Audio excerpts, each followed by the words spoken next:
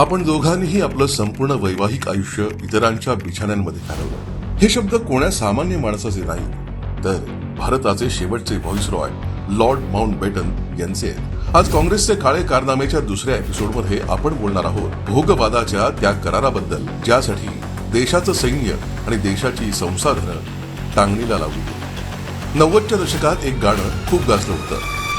हम लाख छुपाए प्यार मगर दुनिया को पता चल जाएगा. लंडन डेली मेल या वृत्तपत्रानं एक बातमी छापली, ज्यात 1982च्या त्या शाही लग्नाचं सत्य जगासमोर मांडलं.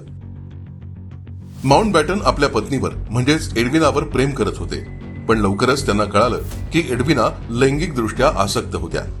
त्यांच्या आयुष्यात 18हून अधिक पुरुष आले, पण सर्वाधिक चर्चा झाली ती जवाहरलाल नेहरू यांची. मानहानीपासून वाचण्यासाठी माउंटबॅटन यांनी आपल्या पत्नीसोबत ओपन मॅरेजचा करार केला, म्हणजे जगासाठी एकत्र पण बंद दरवाजांमागे स्वतंत्र. या नात्याचा शेवट आणखीनच थक्क करणारा होता.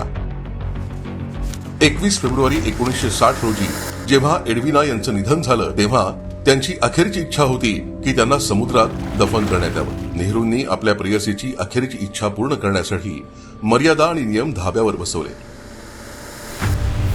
त्यांनी याकरता भारतीय नौदलाची युद्धनौका INS त्रिशूळ पाठवून दिली. जरा विचार करा, ज्या नौदलानं काम देशाच्या सीमांचं रक्षण करणं होतं, त्याला तत्कालीन पंतप्रधानांनी आपल्या खासगी प्रेमाच्या अंत्यसंस्कारासाठी वापरलं. राष्ट्राचा अभिमान एका वैयक्तिक नात्यासाठी भेट म्हणून दिला. देव जाणे अशा किती तडजोडी नेहरूंनी आपले भोगवादी शोक पूर्ण करण्यासाठी आणि परकीय दबावांपुढे गुडघे टेकून केले असतील, ज्याची किंमत देश आजही मोजतोय. हे छंद फक्त नेहरूंपुरते मर्यादित होते का? या परिवारानं राष्ट्राच्या पैशाला आपली जहागीर समजली.